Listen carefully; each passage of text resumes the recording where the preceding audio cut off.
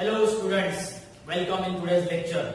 In the previous lecture we have started question tag और question tag में हमने दो तीन टाइप के रूल देखे थे कि जैसे if there is auxiliary verb like am, is, are, was, were, has, have, shall, will, can, could, may, might, इसके जैसे अगर auxiliaries होते हैं तो auxiliaries को हम रिपीट करते हैं. जैसे is का हम isn't लिखते हैं, was का हम wasn't लिखते हैं, या has का हम hasn't लिखते हैं, can का हम can't लिखते हैं, या could का हम couldn't लिखते हैं, ओके, are का हम aren't लिखते हैं, were का weren't लिखते हैं, राइट. तो इस तरह के रूल हमने देखे थे. और दूसरा नियम हमने देखा था कि if the sentence is affirmative the question tag is negative. Question अगर affirmative है तो क्वेश्चन सेंटेंस अगर affirmative है तो क्वेश्चन टैग नेगेटिव है. और अगर सेंटेंस नेगेटिव है, if the sentence is negative then the question tag is non negative. Question tag क्या है? नॉन नेगेटिव है. Keep in mind. ओके, तो ये रूल हमने देखा था. उसके बाद हमने देखा था कि जैसे अगर प्रेजेंट टेंस या पास्ट टेंस है, प्रेजेंट टेंस है तो हम डोंट या डजंट से क्वेश्चन टैग करते हैं, और अगर पास्ट टेंस है तो हम क्वेश्चन टैग में डिडंट लिखते हैं. इसके तीन एग्जांपल हमने देखे थे, जैसे कि Neha lives in Pune, Neha lives in Pune या Neha lives in Pune, LIVES, S लगा है इसलिए डजंट और नेहा का प्रोनाउन हम शी लिखते हैं. उसके बाद you found your pen, okay, you found your pen, found यहाँ पास्ट टेंस है इसलिए आएगा डिडंट, और जो यू है वो यू प्रोनाउन है वो चेंज नहीं होगा. उसके बाद हमने लिखा था they keep the pets, they keep the pets, इसमें वर्ब है कीप, कीप प्रेजेंट टेंस में है इसीलिए क्वेश्चन टैग में हमें लिखना है डोंट, और दे जो प्रोनाउन है ये एज इट इज आएगा क्योंकि क्वेश्चन टैग में हम प्रोनाउन ही लिखते हैं. ओके, नाउन नहीं लिखते. नाउन का जो सही प्रोनाउन आता है वही उसको हम लिखते हैं. उसके बाद वाले रूल में हम चलते हैं. उसके बाद अगर सेंटेंस में एम या मे, ओके, एम या मे या यूज टू या ऑट टू होता है, अगर समझो ये लास्ट वाला तो बहुत कम बार आता है, लेकिन अगर ऑट टू आता है तो वो रिपीट नहीं किया जाता. The repetition is not allowed. Okay, it is not repeated. Means am is not repeated, may is not repeated, use to is not repeated, or ought to is not repeated. उसके example हम देखते हैं, आपको समझ में आ जाएगा.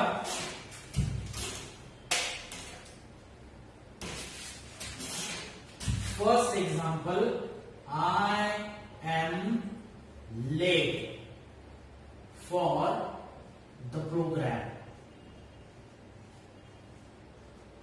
I am late for the program. अब देखिए इसमें am है, ओके, तो हमेशा की तरह हमें सेंटेंस लिखना है.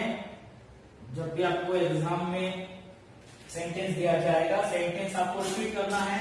I am late for the program. I am late for the program. Comma देना है आपको, और कॉमा देने के बाद आपको क्वेश्चन टैग जो है एम, तो एम की जगह आएगा aren't. Keep in mind, aren't I, मतलब सेंटेंस में जब एम होता है, I am आता है, तो क्वेश्चन टैग आप क्या लिखेंगे? aren't I. Keep in mind, aren't I. और अगर इसमें नेगेटिव है, समझो अगर ये सेंटेंस नेगेटिव है कि I am not interested, I am not interested in this project, I am not interested in this project. अगर ऐसा सेंटेंस है तो बहुत स्टूडेंट मिस्टेक क्या करते हैं कि यहाँ ईडी आया है, ईडी आया है मतलब पास्ट टेंस आया है, और पास्ट टेंस आता है तो उसका मतलब वो समझते हैं कि यहाँ डिरेक्ट लिखना है. नहीं, देखिए क्या आया है, I am not, negative sentence है तो तो आप कहोगे एम अगर पॉजिटिव है, अफर्मेटिव है, तो उसका आर आएगा, और एम नॉट अगर नेगेटिव है तो उसका आर आएगा। नहीं, अगर आई एम नॉट है तो उसका क्वेश्चन टैग आएगा am I. Keep in mind, ये दो सेंटेंस, दो एग्जाम्पल को ध्यान में रखिए। ओके, आई एम आता है तो उसका आरंट आई आएगा, और आई एम नॉट इंटरेस्टेड मतलब आई एम नॉट आता है सेंटेंस में तो उसका क्वेश्चन टैग आएगा एम आई। समझ में आ रहा है आपको? आई थिंक आपको समझ में आ रहा है। नेक्स्ट एग्जांपल देखते हैं। और अब मैं क्या करता हूं कि सेंटेंस लिखने के बाद वो दूसरा सेंटेंस मतलब उसका आंसर रिपीट नहीं करता हूं, उसके आगे डायरेक्टली लिखता हूं। लेकिन जैसा मैंने डायरेक्टली लिखा है, देखिए ये आपका आंसर है, this is your answer. Okay, जैसे कि मैंने अभी सेंटेंस लिखा, उसके बाद आंसर लिखा। अब डायरेक्टली मैंने सेंटेंस लिखा और सेंटेंस के बाद आंसर लिखा।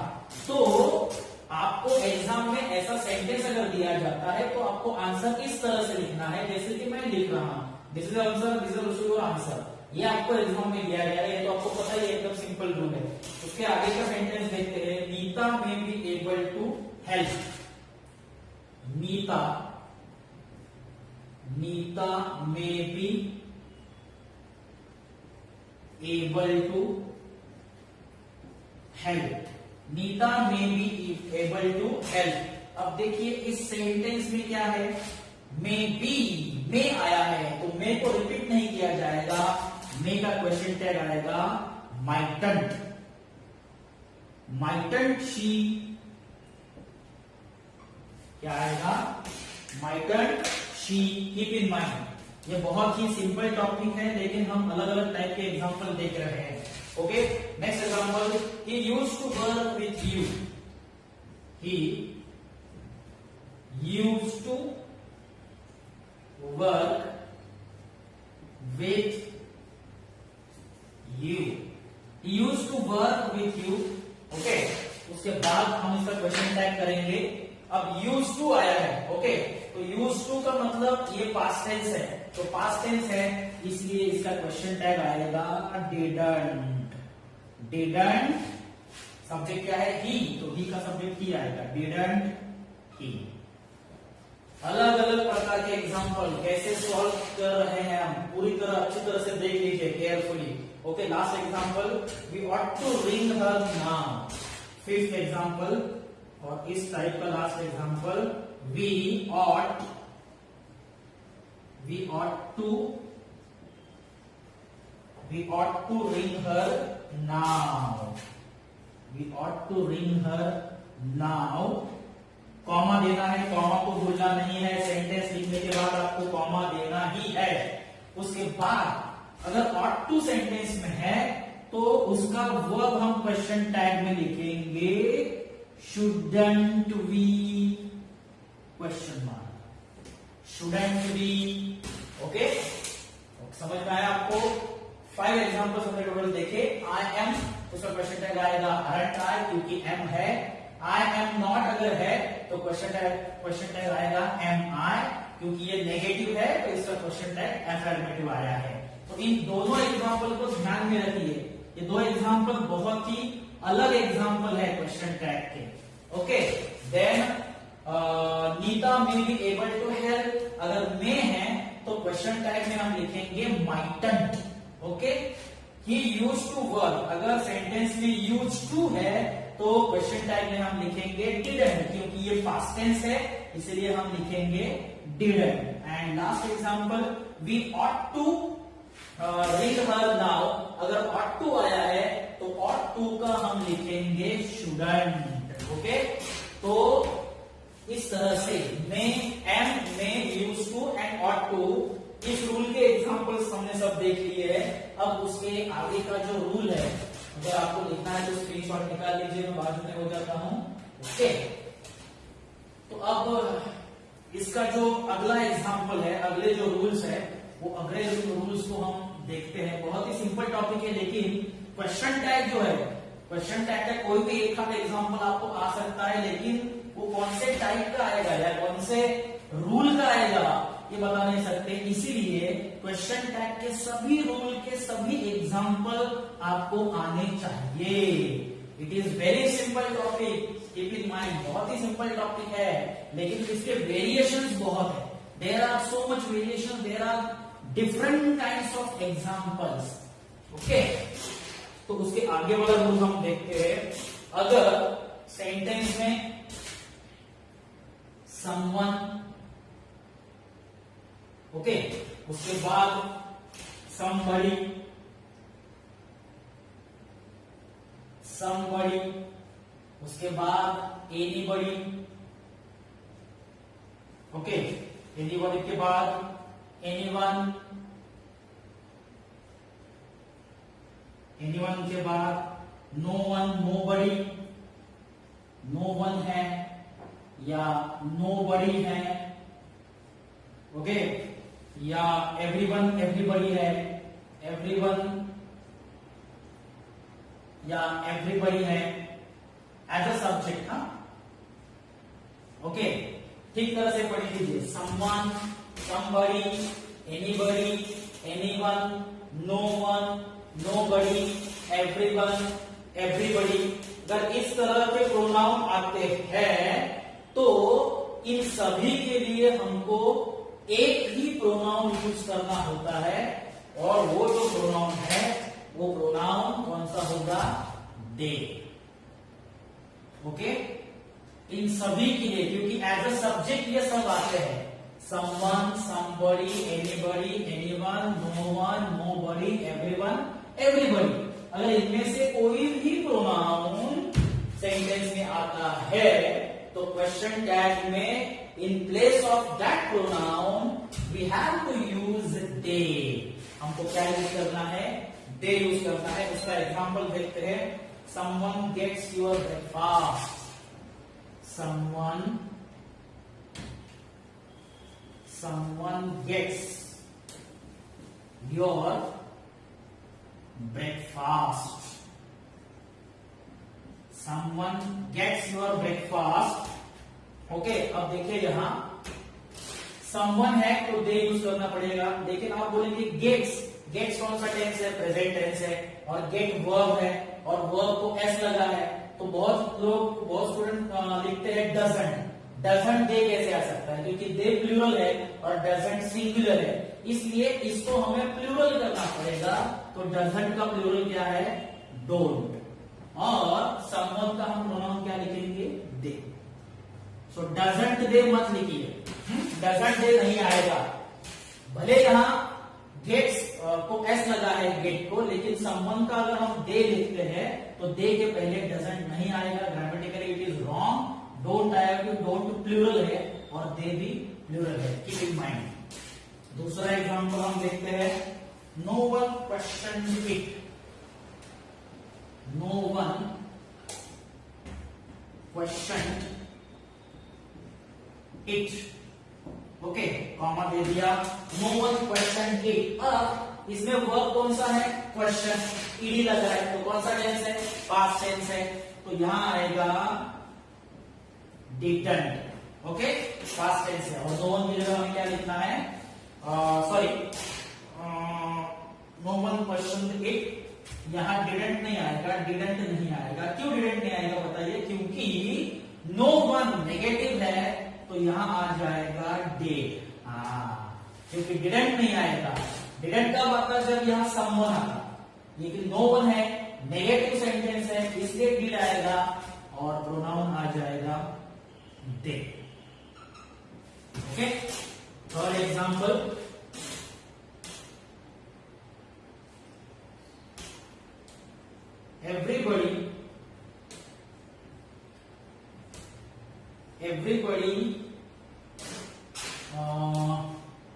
everybody knew that person. Okay, everybody knew that person. Okay, तो everybody knew that person. New है. न्यू मतलब कौन सा टेंस है? न्यू मतलब है पास्ट टेंस. तो पास्ट टेंस के लिए क्या आएगा? पास्ट टेंस के लिए आएगा डिडंट. ओके, और डिडंट के बाद एवरीबडी है तो उसका pronoun they. Okay, everybody new in उसका आएगा दे. ओके, आई थिंक आपको समझ में आ गया होगा। तो इसमें डजंट, इसमें यहाँ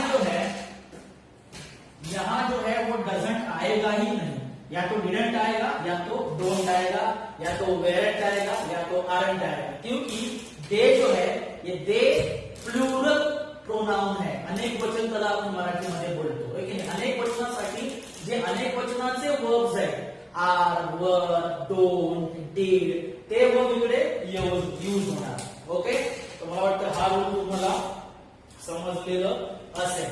ओके, आणि निगेटिव्ह असेल तर निगेटिव्ह फॉर्म मध्ये क्वेश्चन टॅग नॉन निगेटिव्ह करायचं, आणि जर क्वेश्चन अफर्मेटिव्ह, सेंटेंस अफर्मेटिव्ह असेल तर इकडे क्वेश्चन टैग नेगेटिव होना. ओके, तो ये रूल यहां खत्म होता है. उसके आगे का रूल हम देखते हैं. अब उसके आगे ही हम नेगेटिव के सेंटेंस को ही देखने वाले हैं, लेकिन अलग प्रकार के नेगेटिव. जैसे नो वन का हमने नेगेटिव देखा था, नो वन, नो बड़ी, नेवर. ओके, ये सब नेगेटिव फॉर्म्स है या नेगेटिव सेंटेंस इंडिकेट करने वाले हैं. ओके, इसके बाद हम जो रूल देखेंगे वो रूल हम नेगेटिव वाला ही देखने वाले हैं थोड़ा बहुत. ओके, ठीक है. ओके, अब इसके बाद जैसे मैंने बोला था आपको कि नेगेटिव, ये जो रूल है specially negative form of sentence का रूल है. अगर सेंटेंस में इनमें से कोई भी वर्ड होता है, नाइदर, नो, नो वन या nobody, nothing. Okay, no one, nobody, nothing, no one repeat हो गया, नो बड़ी, नथिंग, स्कैर्सली, बेयरली, हार्डली. देखो ये तीन वर्ड को देखो, स्कैर्सली, बेयरली, हार्डली. आप बोलेंगे आप इसमें निगेटिव नहीं दिख रहा है, लेकिन अगर सेंटेंस में वर्ड आते हैं तो वो सेंटेंस नेगेटिव समझा जाता है, and it is treated as a negative sentence and it is followed as non negative tags. मतलब इनमें से कोई भी वर्ड अगर सेंटेंस में आता है तो उसका क्वेश्चन टैग नॉन निगेटिव होगा, यानी कि पॉजिटिव होगा according to the verb in the sentence. Sentence में जैसा वर्ब होगा, कोई भी वर्ब ले लो, उस वर्ब का नॉन निगेटिव मतलब पॉजिटिव फॉर्म क्वेश्चन टैग में लिखा जाएगा. क्योंकि सेंटेंस में अगर ये वर्ड्स है तो सेंटेंस को नेगेटिव समझा जाता है. इसका एग्जाम्पल हम देखते हैं. पहला example, no egg is added. First example, no egg is added. देखिए इसमें नो वर्ड आया है, ओनली नो. ये तो प्योरली निगेटिव है, तो इसका जो क्वेश्चन टैग होगा वो इज की जगह इजंट नहीं आएगा, ओनली इज आएगा. और एग है इसलिए एग का प्रोनाउन आएगा it. Is it, no egg is added, is it isn't नहीं आया, क्योंकि नो नेगेटिव सेंटेंस है इसलिए नॉन नेगेटिव इज यहां आएगा. दूसरा एग्जांपल देखते हैं, nothing was done. Nothing was done. So nothing was done. उसके बाद अब वॉज है, देखो वॉज, तो आप बोलेंगे वॉज का वॉजंट लिखेंगे, नहीं, नथिंग नेगेटिव है इसलिए आएगा वॉज, और उसके लिए प्रोनाउन आएगा इट, बिकॉज नथिंग के लिए प्रोनाउन क्या है, इट. तो उसका क्वेश्चन टैग आएगा वॉज इट. ओके, तीसरा एग्जांपल हम देखते हैं. Third example, Nina hardly ever goes to party. Nina hardly ever goes to party. अब सेंटेंस को देखिए ध्यान से. अगर ध्यान से हम देखेंगे तो आपको पता चलेगा कि आप बोलेंगे ये नेगेटिव नहीं है, लेकिन हार्डली वर्ड आया है. हार्डली वर्ड आया है इसलिए नेगेटिव हो गया. गोज इसमें वर्ब है, तो गोज मतलब प्रेजेंट टेंस का, डजंट. सो डजंट हम नहीं लिखेंगे, यहां लिखेंगे डज. डज क्यों लिखा, गोज आया था इसलिए यहां लिखा डज. और डजंट क्यों नहीं लिखा, क्योंकि हार्डली है तो नेगेटिव सेंटेंस हो गया, इसलिए नॉन नेगेटिव लिखना पड़ेगा डज. और नीना का प्रोनाउन आएगा she. So does she. Okay, देखिए अलग अलग टाइप के एग्जांपल को हमने कैसे, मतलब ये टोटली नेगेटिव सेंटेंस का रूल है. अगर सेंटेंस नेगेटिव है तो क्वेश्चन टैग नॉन नेगेटिव आएगा। ओके, उसके बाद अगर सेंटेंस में लेट्स होता है, ओके, तो लेट्स अगर होता है तो उसका क्वेश्चन टैग कैसे करना होता है उसके बारे में हम देखेंगे। लेट्स, ओके, सो अगर हमने एग्जांपल लिया लेट्स गो टू पार्टी, ऐसा एग्जांपल लिया, तो लेट्स है इसीलिए हम इसका क्वेश्चन टैग करेंगे शैल बी। लेट्स है इसलिए क्वेश्चन टैग क्या आएगा, शैल बी। नीट समझून घ्या, एकदम सोपा है। दूसरा एग्जांपल देखते हैं, अगर लेट्स की जगह लेट अस आता है, okay, let us have a dinner, अगर ऐसा क्वेश्चन आता है उस समय भी आप लेट अस मतलब लेट्स और लेट्स मतलब लेट अस, इसका शॉर्ट फॉर्म है, कॉन्ट्रैक्टेड फॉर्म लेट्स है, तो उसका भी क्वेश्चन टैग क्या आएगा, shall be. Okay, so let's आता है तो शैल बी, और लेटस आता है तो भी शैल बी। और अगर नेगेटिव सेंटेंस है तो नेगेटिव सेंटेंस का नॉन नेगेटिव क्वेश्चन टैग हो गया है। तो ये पूरा देख लीजिए, इसका स्क्रीनशॉट निकाल लीजिए और आपको नोटबुक में ये सब लिखना है। ओके, अब इसके बाद हम लास्ट वाला रूल देखेंगे, एकदम लास्ट वाला रूल।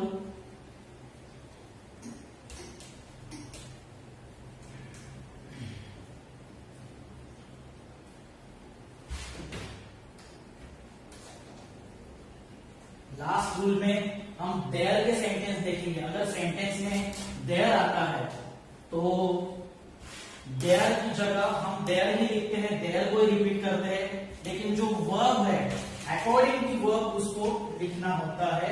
अगर सेंटेंस अफर्मेटिव है तो क्वेश्चन टैग हमेशा की तरह नॉन निगेटिव आएगा, और अगर क्वेश्चन निगेटिव है तो क्वेश्चन टैग अफर्मेटिव आएगा।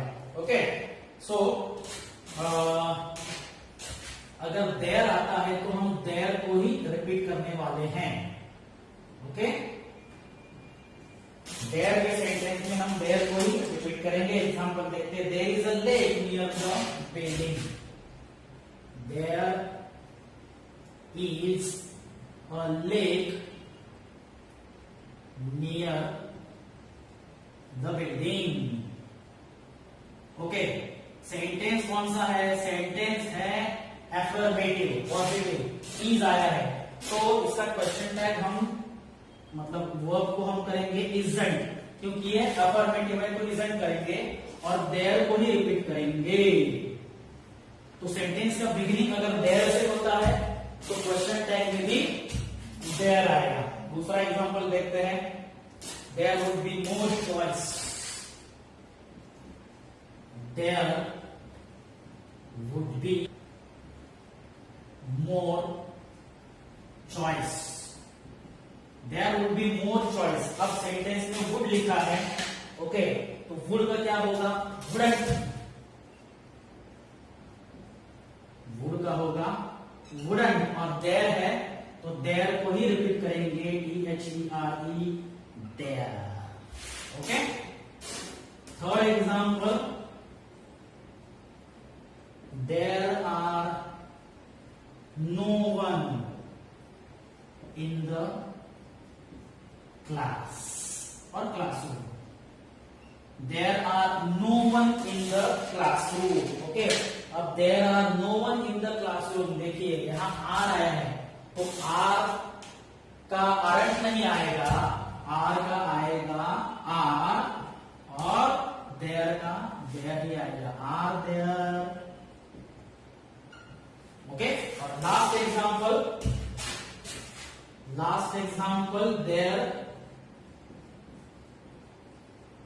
there should be some discipline, so there should be some discipline। Okay, तो डिसिप्लिन शुड आया है तो शुड का क्या होगा, शुडंट, शुड का होगा शुडंट, और देयर का हम देयर ही लिखेंगे। क्लियर, तो ये हो गया देयर का रूल, और ये रूल क्वेश्चन टैग का लास्ट रूल था, इसके बाद खास कोई रूल नहीं है। तो क्वेश्चन टैग के सभी रूल जो है वो सभी रूल हमने अब कंप्लीट किए हैं। आपको पता होगा कि 2 लेक्चर से हम क्वेश्चन टैग ले रहे थे, तो क्वेश्चन टैग का फर्स्ट टू एंड जो रूल है वो रूल्स अब कंप्लीट हो चुका है। मतलब क्वेश्चन टैग ये जो टॉपिक है ये टॉपिक कंप्लीट हो चुका है, सभी रूल्स को हमने कवर अप किया है। तो try to solve as many sentences at your home. Okay, तो आज के लिए हम इतना ही, बाकी का जो ग्रामर पार्ट है नेक्स्ट लेक्चर में देखते हैं। Thank you.